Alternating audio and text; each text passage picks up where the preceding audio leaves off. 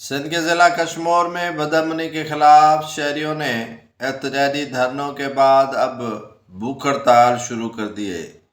شہریوں نے گزشتہ 2 روز سے کشمور میں بھوک ہڑتال کا سلسلہ شروع کر دیا ہے، جس میں سیاسی، سماجی اور کانفرنس جماعتوں کے کارکنان بھی شامل ہو گئے۔ شہریوں کا کہنا ہے کہ آئے روز کشمور میں بدامنی کی لہر ہے۔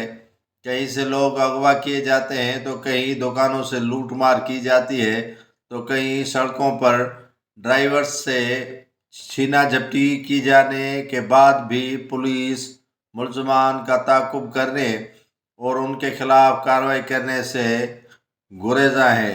شہریوں کا آج سندھ اور دیگر انتظامیہ سے پرزور مطالبہ ہے کہ کشمور شہر سے بدامنی کا راج ختم کیا جائے اور جو مغوی ہیں انہیں بھی بازیاب کروایا جائے۔ ناظرین، ضلع کشمور کندکوٹ میں بدامنی کی اتنی لہر پھیل چکی ہے کہ لوگ آئے روز اغوا کیے جاتے ہیں اور گھروں تک محدود ہو کر رہ گئے ہیں۔